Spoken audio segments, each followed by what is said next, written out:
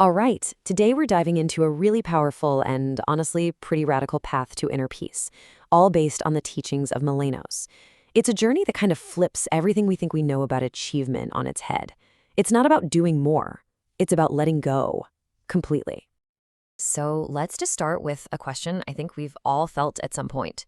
You're doing all the things, right? You meditate, you journal, you're trying to be a better person, but that deep, solid sense of peace just feels out of reach. It's like you're climbing a mountain that just keeps getting steeper. What if the problem isn't your technique or your effort, but the effort itself? And this gets to the core of the whole problem, at least according to this text. The very tools we use to try and get to that state of peace, our own willpower, our judgment, our natural desires, those are actually the things blocking the path. It's a total paradox. I mean, just listen to this language. Eliminated into ash. Wow. This isn't just about a minor course correction. The teaching here is that the part of you that insists on its own direction, its own plan, that's the real obstacle. It has to be completely surrendered. So the big question is, how on earth do you do that? Well, the text offers this really intense metaphor, the fire of obedience. Now, this isn't about obeying someone out of fear, like we might normally think. It's more like a spiritual fire that's meant to purify the soul by burning away all that self-will and self-judgment that's standing in your way. So what does this true obedience actually look like? This is key. It's not some miserable, grudging submission. According to the source, it has to be joyful. It has to come purely from the heart. It's an internal thing, a posture of total surrender. And here's the really tough part.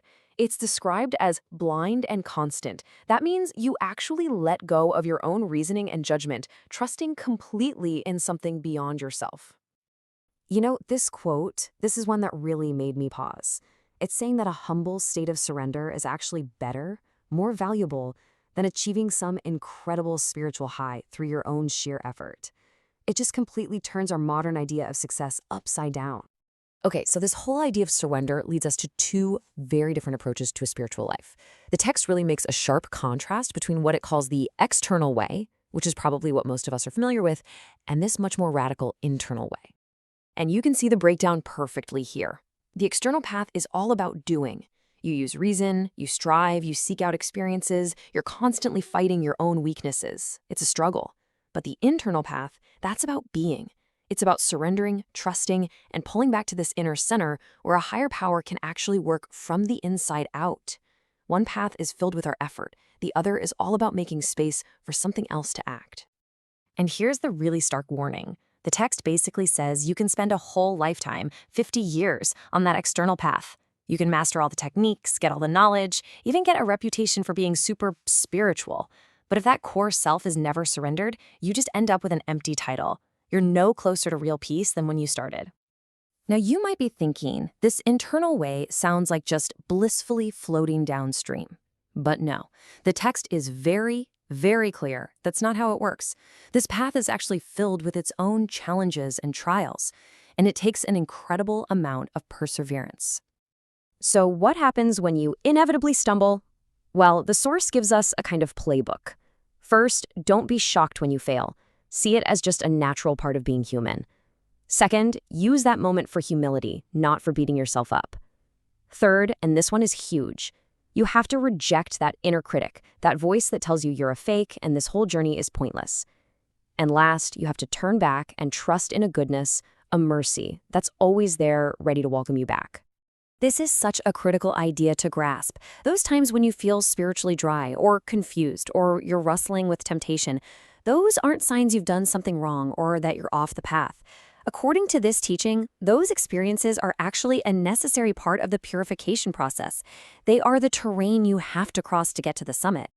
So as you go deeper on this path, after you've worked on surrendering your will and you've made it through the trials, the text says you finally come face to face with the ultimate obstacle, the root of everything else. It's even described as a monster that has to be taken down.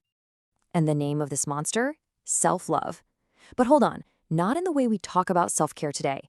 This is a much deeper, much more subtle force that puts our own satisfaction, our reputation, our own comfort, right at the center of everything we do, even our spiritual journey. And look at how sneaky it is. It's there in our relationships, when we're seeking approval. It's that little bit of spiritual pride we feel in our own insights.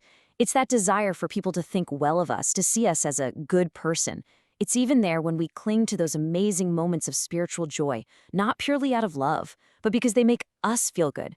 This is the final hidden enemy that has to be completely rooted out to find that true, lasting peace.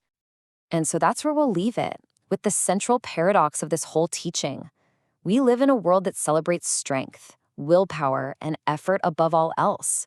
But what if the greatest strength, the deepest peace, and the most real freedom isn't found in what we can build up, but in what we're willing to completely let go of? For more spiritual resources, visit lokaken.ai.